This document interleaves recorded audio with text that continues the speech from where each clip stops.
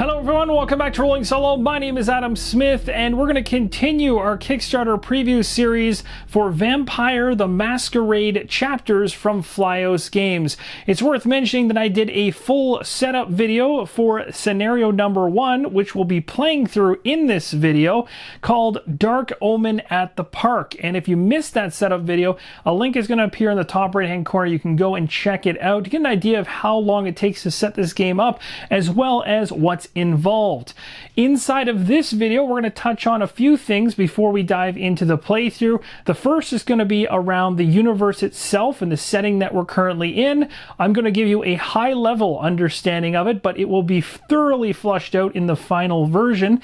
And then next, we'll go through each of the components that we set up in the prior video, and I'll speak at a high level as to how these are used during gameplay, and then we'll move into the playthrough and actually learn how all these components interact and flow. So without further ado, let's begin. The world of darkness looks just like our world, but in the shadows dwell ancient and monstrous conspiracies.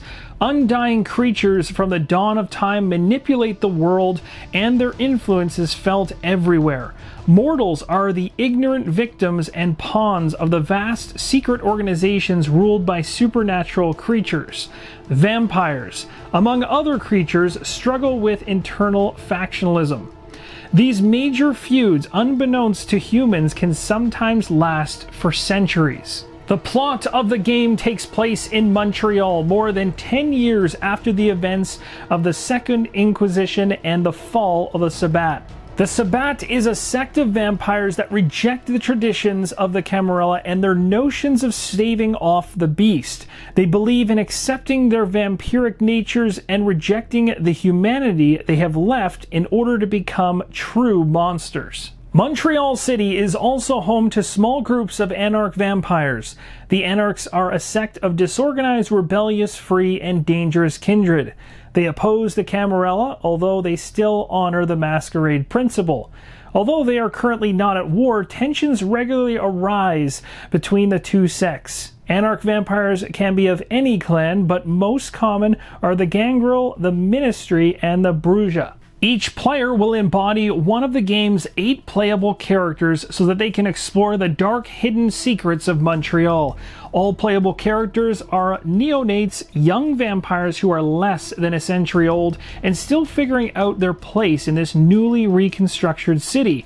Their story is about to begin, with players getting to choose how their characters will act, talk, and evolve. Your decisions will impact both your experience and the story. What you just heard was only a snippet of the backstory of our characters as well as the game world. What we're going to do now is move into talking about the different components here laid out on the table, how they work at a high level, and you'll see how they actually work when we get into the play. Now, I've chosen for the playthrough to be controlling a single full character, and it's worth noting that if you're playing a true solo, you're going to control one character. However, you can have one or more allies, and that's the official way to play the game as I set up during my setup video. And we'll take a look at the ally in a few seconds, but it's a simplified card that streamlines the usage of additional characters in the game world without an overhead on how much you have to manage. I want to walk through the different trackers on the character board. The top one is the damage tracker,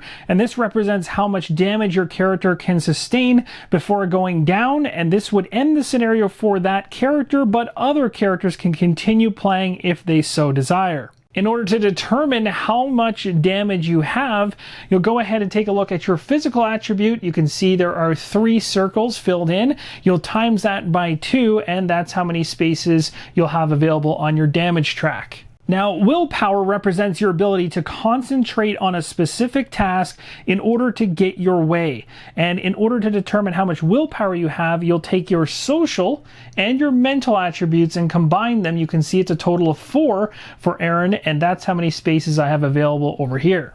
Willpower is used to re-roll your dice. So after you make a check, if things don't go your way, you can will your way into a success by re-rolling your black dice. Final track is the hunger track in red. This represents the beast, a power-mongering and sadistic force which inhabits all vampires. It urges you to kill, dominate, and control your surroundings. When attempting to accomplish a task, you can swap one black die for a red die for each hunger point that you have on the track. The hunger track is going to increase as you go through gameplay based on your use of blood, whether using your discipline cards. Every time you go ahead and use one, you must make what's called a rouse check. And when you make that check, you're going to roll one of these red dice. And if it lands on this or on the double fang right here, you are okay. If it happens to land on a blank, that is considered a fail and your hunger increases by 1.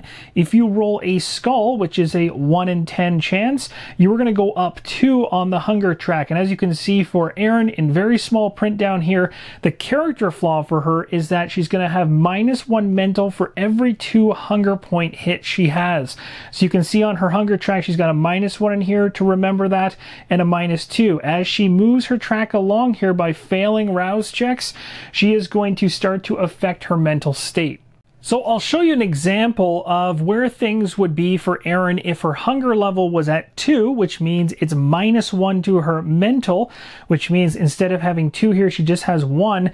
How does that impact gameplay? Well, when a check comes around that requires mental and maybe also references a skill, let's say awareness with it, what you do is take a look to see how many of these you have, and that's how many dice you get to roll in terms of the circles that are filled in for that particular attribute. So just to start things off, it would be 2 black dice. But the one thing we know is that because her hunger is at the 2nd level here, she's -1 die. So she's lost a die. She's only rolling a single one. The other thing to note is if it calls for a mental and awareness check, you're rolling a number of dice equal to whatever's in your mental area, which we've now figured out. The next thing to be looking at is the skill and how many check marks are in those boxes. And this is going to change over your progression in the campaign, but those are automatic successes that will add on top of whatever you happen to roll here. But the one thing we also have to do is take a look at the hunger track and realize by being in the 2nd position, it is definitely going to change that black die into a red die. And if we actually happen to have 2 black dice, it would have converted those 2 black dice to red, making this roll even more dangerous thanks to the fact this die has a skull on it. So let's use this example of the mental and awareness check going on. You've already seen how I determined that I'd only have 1 red die in this situation. And let's say hypothetically we landed this 1 skull. So why would this matter? Well, I need to make an adjustment here in order for you to understand how this would work. But let's pretend when we're doing this mental and awareness that there's no automatic successes in here of 2. So whenever you get a skull result during a skill test, the first thing you need to check is to ensure there are not more skull icons than total successes. Otherwise, you're forced to do a rouse check, which you know can potentially increase the hunger level even more. Now, in this case, because I actually have 2 successes and I rolled a skull, I'd be a-okay and I wouldn't have to do that rouse check, which means my hunger wouldn't go up any higher. But there's always that risk if you're using a skill that you have that doesn't have any automatic successes of running into a situation like that if your hunger track has started moving up. Disciplines are also going to be called for during checks and are specific to the clan that you're associated with, and you'll see you're not always strong to start in all of them. Next, we'll talk about the effect tokens. There's only 3 tokens used in this prototype scenario, but there's 8 different effect tokens in the full game. We'll start with the bottom one here, which is bleed. It sounds exactly like it is. You're going to take 1 non-absorbable damage at the end of your turn until you play a defensive card, and NPCs will act in a similar fashion. You don't want to see yourself bleeding out. The middle one there is resistance, so characters or NPCs can absorb a damage, 1 per token, and then toss the token afterwards. And just above it, we have Blood Surge, a really handy ability that allows you to add 1 to your initiative on the initiative track we'll talk about shortly, 1 to an attribute of your choice, 1 to your movement, and then of course you have to do a rouse check when you use that. Next up is the initiative track. Erin is currently situated situated in the 3rd position based on her physical attribute having 3 areas shaded in, as we saw earlier. And we have Samuel Armstrong in the 2nd position on the track. This initiative track is not going to come into play until combat is initiated or some other gameplay element initiates the tracking of the different characters on the board. We have a lot of dialogue NPCs in scenario number 1 to start off. Now let's check out the main tracker. In the top left-hand corner, there is a cube in the 0 position for the Masquerade Breach track, and this is going to measure your level of discretion over your vampiric condition. Almost every kindred shares the same interest in remaining discreet about their true nature.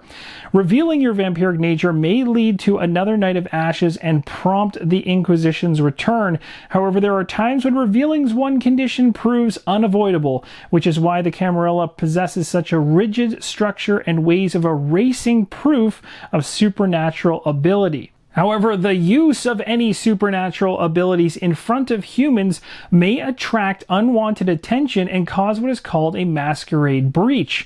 And this is going to occur when an NPC witness will attempt to flee the tile via the quickest way possible. You can prevent an NPC from fleeing the board and having a masquerade breach occur on the track by using a discipline called Dominate Cloud Memory, allowing you to erase the NPC's memory along with a rouse check, or you could kill the witness but you lose 1 in humanity on the character's skill sheet, or you could use an ally's passive effect like the one on Samuel Armstrong. So if your character fails to capture that NPC, you're going to increase the Masquerade Breach tracker by 1. There'll be certain dialogues or events or choices that may lead to this tracker going up, and every time it moves, you open yourself up to envelopes which are sealed that could introduce completely new game effects going forward and ripple effects throughout your campaign. The status track in the top right-hand corner starts at 0, and this tracker is going to measure your reputation with other kindred of the city and may increase or decrease over the course of your campaign.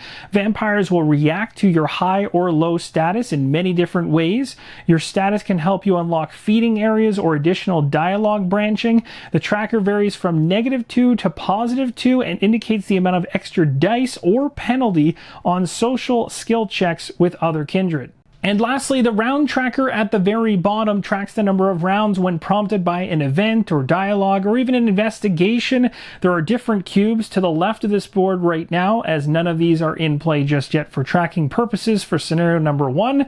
The black cube is the authority cube, green is ally, blue is NPC, and red is for all other purposes. Throughout your campaign, various effects are going to occur, and these effects can have negative or positive effects on your characters, whether they be penalties or bonuses. And some cards can be played immediately, while others will actually stick with you scenario through scenario.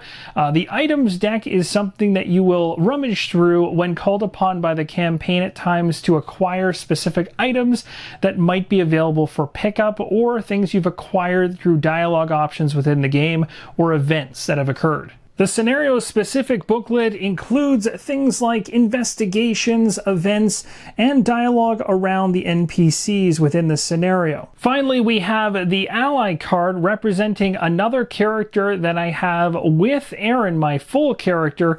This is the streamlined approach to controlling multiple characters when playing solo, and is the official way to play. The unofficial way to play is to actually control multiple characters if you wish, in a full capacity. In other words, with their full character board and their skill set. But playing in this capacity allows you to move through the game at a much quicker pace, while also streamlining the experience of managing multiple characters. With a high-level overview of the components involved in scenario number 1 and how some of the mechanics operate, we're now going to actually start to see these in action as we move into the playthrough for scenario number 1, called Dark Omen at the Park. We've already read the narrative behind this scenario in my setup video. If you want to see that, just jump back to that prior video. We'll focus on the objective and the action for our next steps. So the objective is to deal with the Sabbat group in the park, and the action is to read your character's event page between event 1 and event 8 in the booklet. A bunch of neonates just dropped unannounced on your turf, running after a bunch of ghouls and a loudmouth anarch, or something. They seem to think they own the place. Wait, that's the idiot, the one who killed your brother. You gotta mess him up, bad. Why's your sire sitting there, doing nothing? He better get a grip. His turf is being invaded and he's just standing there. The booklet instructs us to speak with Yuma, who's right between our two characters, and the booklet states, Yuma the gangrel in charge of this territory stands out of sight of a shouting, strangely clad individual. It's the Sabbat vampire you've been chasing. His shouts are directed towards a bunch of ghouls, humans and dogs who were fed vampire blood, turning them into bound servants. From what you can see from this distance, the group seems to be digging up corpses from the park. As you get closer to Yuma, he looks at you, nods, and turns toward the invaders with a grave look. It's his turf, so why isn't he doing anything? His apparent hesitation doesn't fit with the rage he exudes. Something's wrong here. Time for you to step in. As you can see at the bottom of this dialogue, we have a choice. We can choose to greet him and try to reason with him. We can observe him silently, or we can ignore him and head directly for the Sabbat vampire. Now, being that both of our characters are adjacent to the individual we're talking to, we can take advantage of using either of them in this particular case. So I'm just doing a side-by-side comparison to show you how I can use my options here when presented with dialogue and checks. So greeting him and trying to reason with him in terms of Aaron, who is the only one that I have attributes, skills, and disciplines to use. Samuel Armstrong is my ally, but I can't use any of his full character skill set when playing solo with him as an ally card. But you can see I could do a social and persuasion check with a difficulty of 2, which would be 2 dice, 2 black dice rolling, looking for successes, and I already have 1 success in persuasion, so that's not a bad option.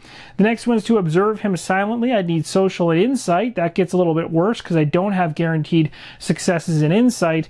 And then down below here it says ignore him and head directly for the Sabbat vampire, so I can read D4 in order to do that. Or it says if you're playing the gangrel character, which I actually am, that is what Aaron is, then I can read D24. So I think I'll go with that last option this time. You angrily stomp up to your sire, ignoring everything else around you as you do so. What the hell, sire? Yuma glares at you. I already told you to mind your manners, Aaron, he groans. You stare back at him, flabbergasted, and then point in the direction of the Sabbat goons. Mind my manners? People are invading your turf. No, our turf.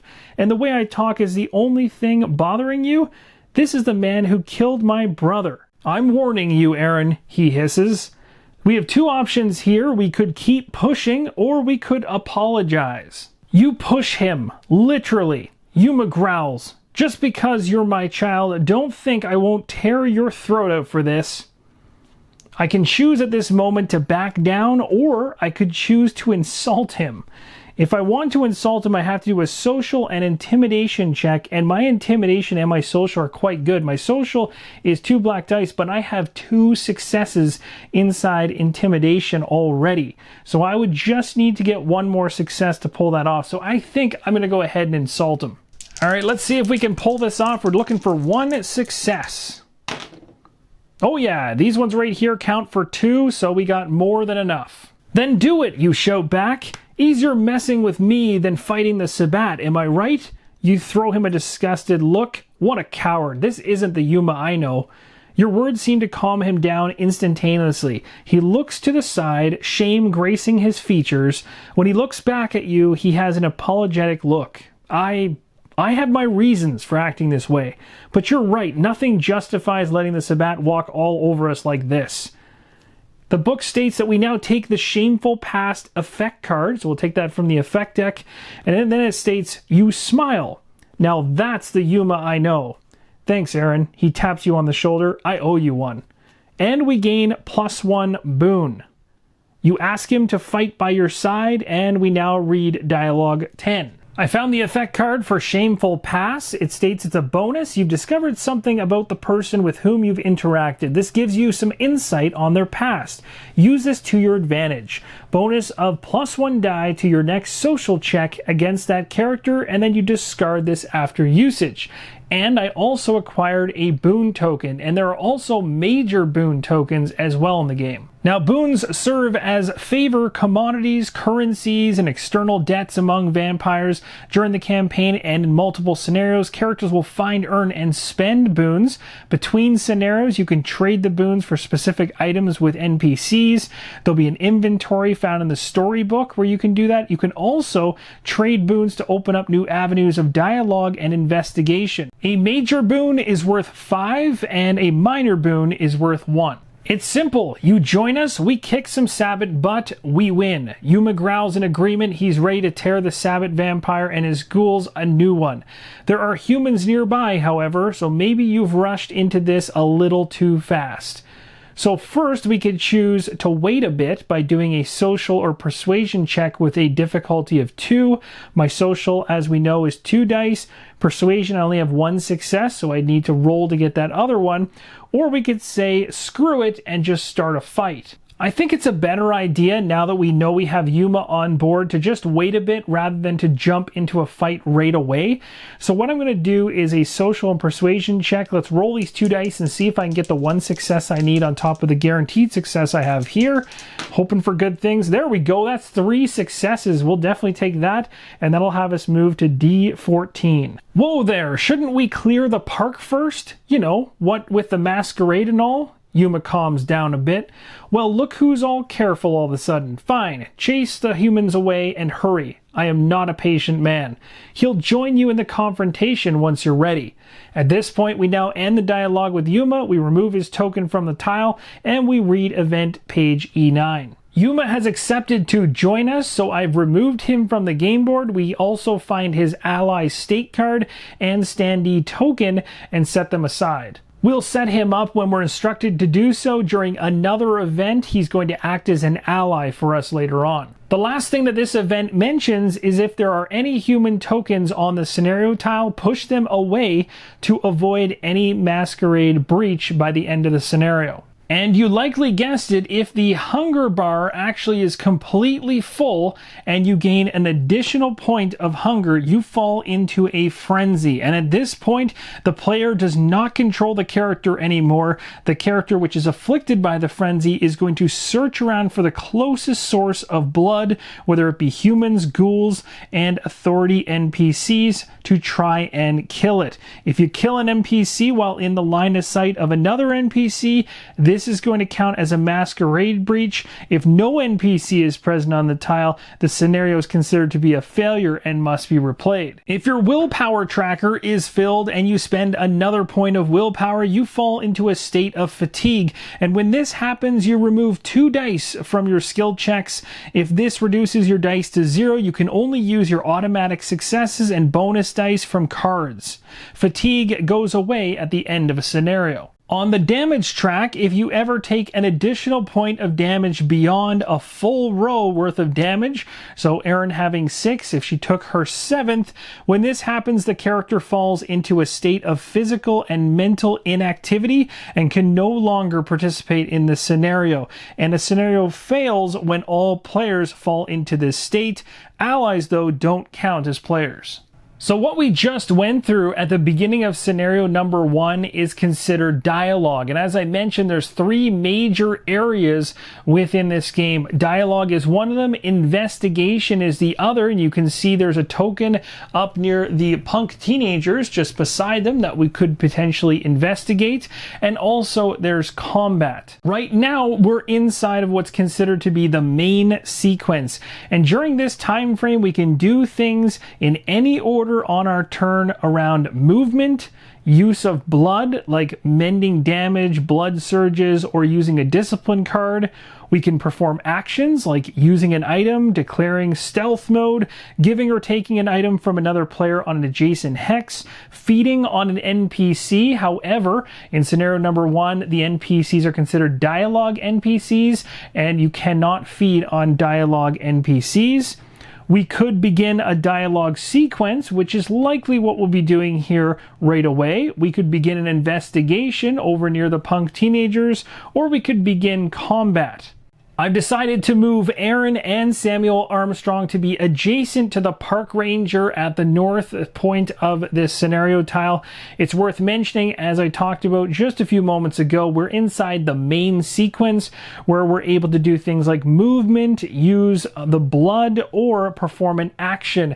And you'll notice that there is differences in terms of how fast each of the characters can move. Aaron has athletic skill of 3 check marks right now, which gives her a movement of 3 plus a base of always having +1.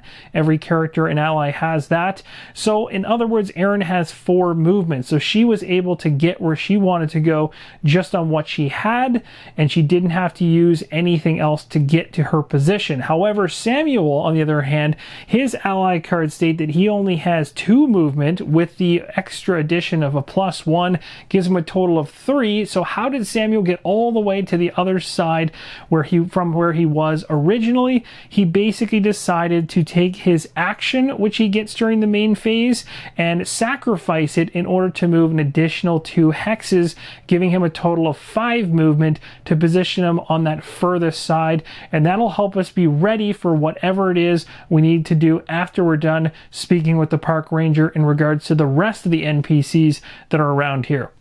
Now, the other thing I want to make note of is the fact there's difficult terrain all over the place here. So we can go through these, but it costs an additional point of movement to do so. I didn't need to do it. I just went around them in this case. It's also worth noting that ranged weapons can't shoot through these spaces from a distance. So let's begin a dialogue with the warden. The park's warden is doing his evening rounds when you approach him. He's a man in his 50s with gray hair and a protruding stomach. He looks tired but smiles at you.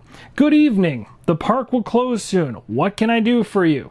Now remember, our overall goal here is to get every single dialogue NPC out of this park as we're trying to deal with the Sabbat group in this area, and they are on the bottom right hand side of this scenario based on how things were set up and what we know to this point. So I really want to try and get the warden out of here. The options that I have presented in front of me in the booklet are: I could engage him in idle chit-chat. I don't know if that would lead to anything productive or not. It might. It doesn't seem like it would, though.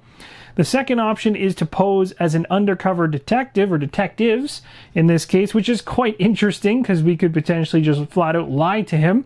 If we try to do this, we need to make a social and subterfuge check of difficulty 3.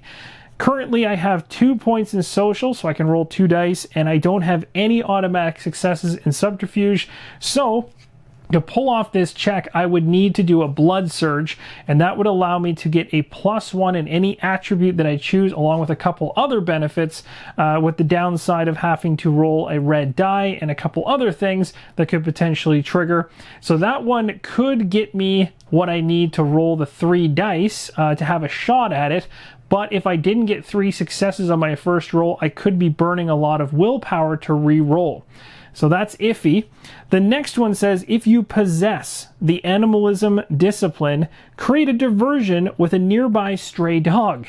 So I actually do possess, as part of the clan that Erin is a part of, she does have the animalism discipline. So I'm going to go ahead and make use of that, as it seems a little less risky. So we're going to move to D5. The Guardian falls for it, hook, line, and sinker. Hey you, come back here. He chases the control dog, shouting at it. You're not going to see him for quite a while. So the warden has left the park, which is what we wanted to see, but it now states that we need to do a rouse check. Let's see if Aaron can pull this off. We're looking to see a success. We can either get a single success or a double success. We want no blank sides, and we definitely don't want the skull. The lip of the character board is at fault for that one.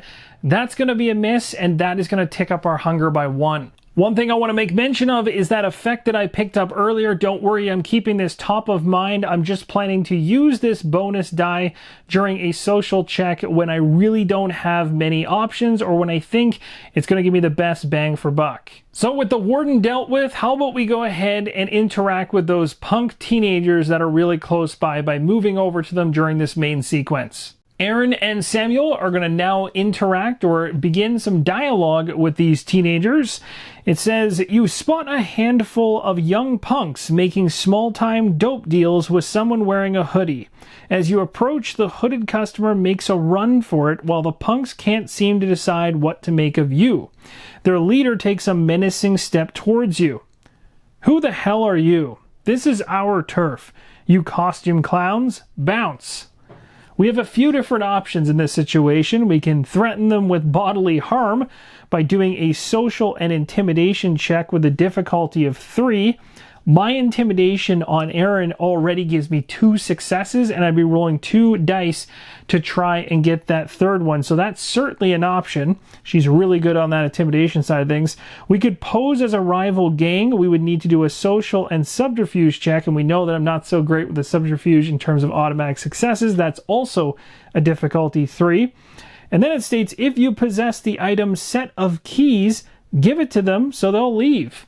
So there is a set of keys here somewhere that if we had them, we could have actually used that to get rid of them a little bit quicker. But in this case, we've got 2 other options. And it's worth noting, once you move into dialogue, you can't break that dialogue. You have to work through the entire thing until it says end of dialogue.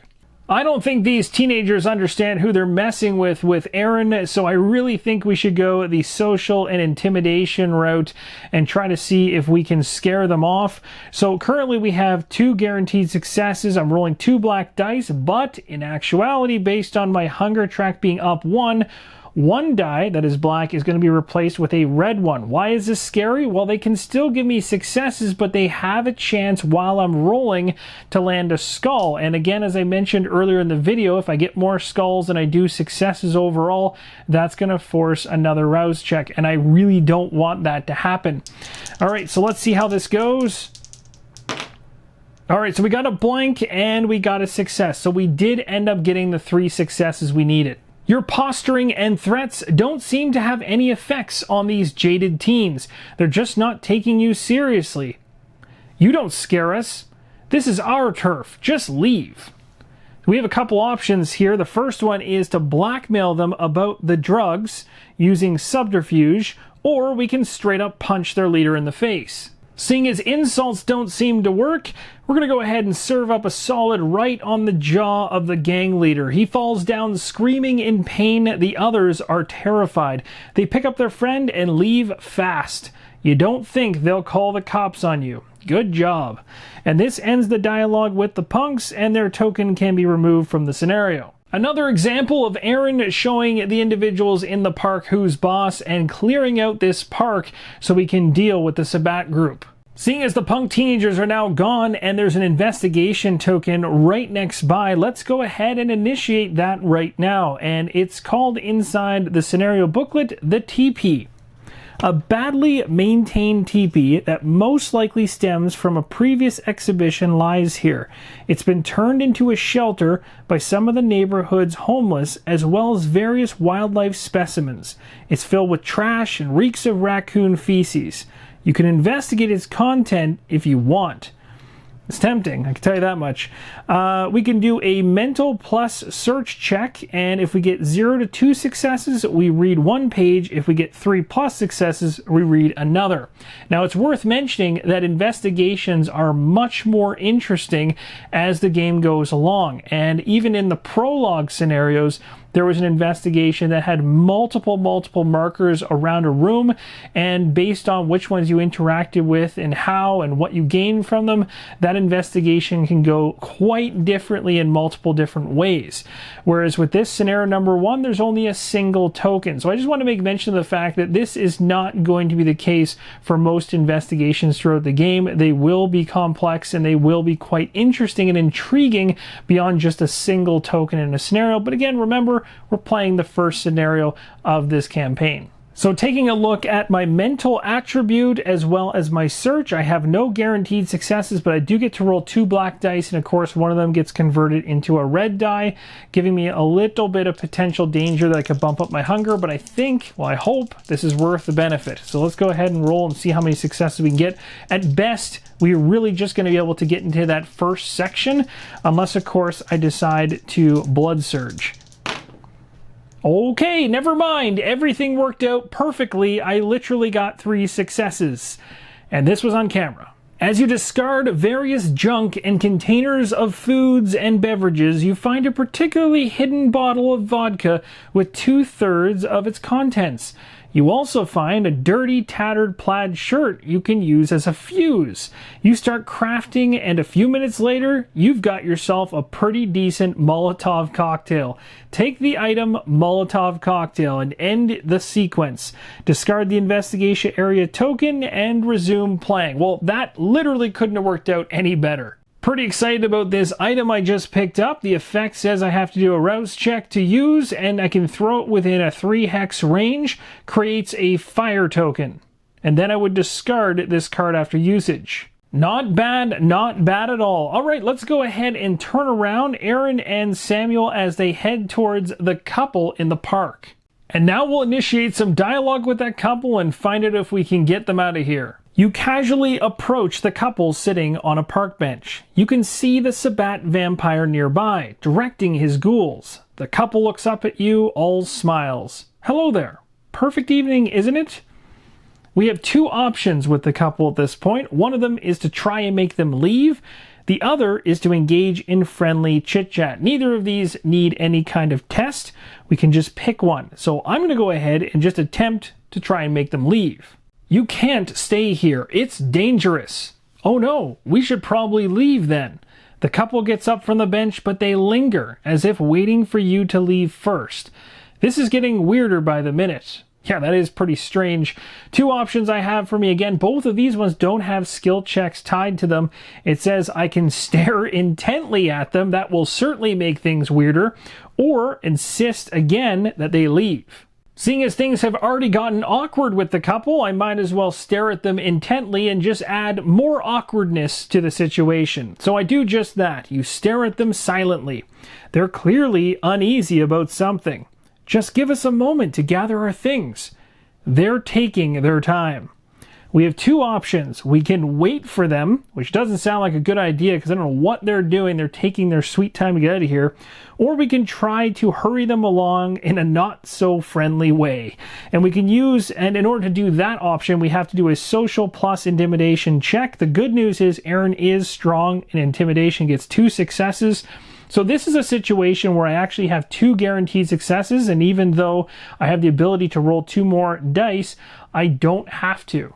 However, it's good practice to still roll the dice that you're required to roll, because there could be a situation where you have enough on your hunger track and enough red dice to roll that you might get into a situation that forces you into a rouse check if you have more skulls than you do successes. The chances of that happening are 0 because we know going into this I have 2 successes with intimidation, and even if I get a skull on this roll right now with the red die, it won't matter, but I'll roll it just for the sake of it and end up being 2 blanks.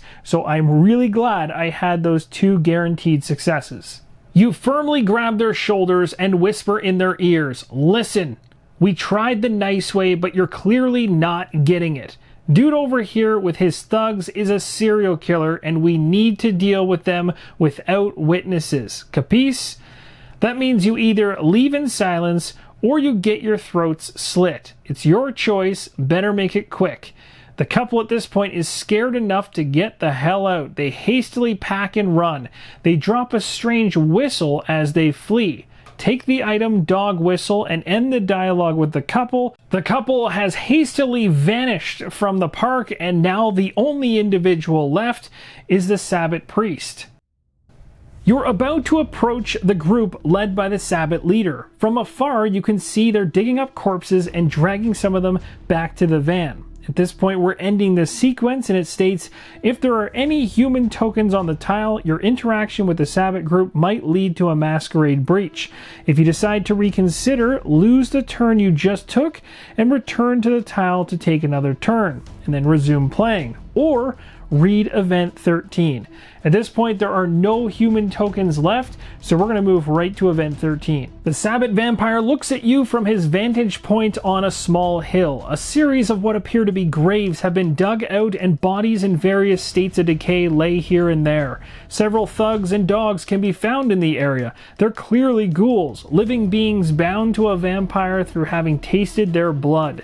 The human ghouls are dragging some of the bodies back to the van. It looks like they'll be done soon.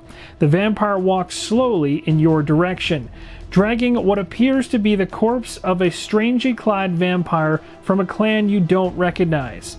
There are clear signs he was the victim of the unholy act of a vampire being drained by another one. The Sabbat leader drops the corpse as if it were nothing but a piece of meat. I expect the prince would send someone after me, but I'm not disappointed by what I see. He looks at each one of you for a few seconds before concluding that none of you are actual threats. You realize he's right. He gestures to a few of his ghouls, both human and canine. They get ready to attack you. If you survive this, tell the Camarilla about what you saw tonight. He laughs loudly and leaves you to your fate. At this point, we remove the Sabbat priest token from the tile and combat begins. You get ready to fight.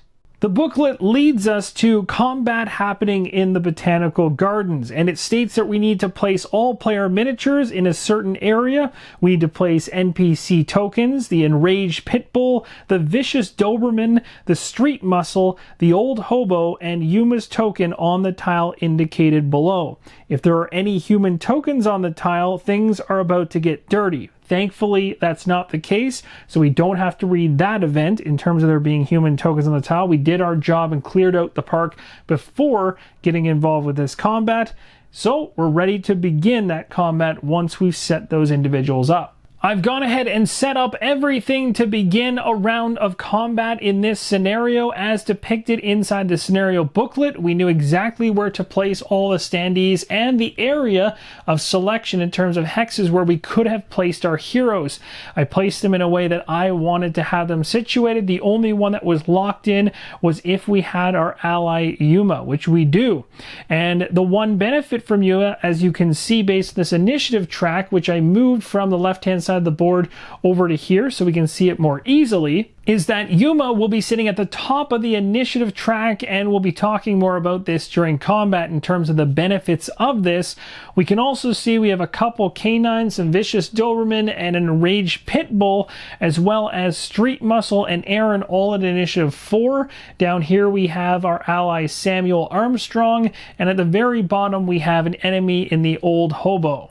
I've also gone ahead and set up the combat decks, and these decks are shared across different types of allies or enemies. We have an ally combat deck here, which is going to be used by Samuel as well as Yuma. For the canines, we have a combat deck labeled as animals. And finally, at the very top, we have a combat deck labeled for ghouls. And that, my friends, is going to wrap up this first part of the playthrough for scenario number 1, Dark Omen at the Park in Vampire the Masquerade Chapters from Flyos Games. I hope you enjoyed this look at the dialogue as well as investigation portions of the game and how the main sequence of the game flows as well.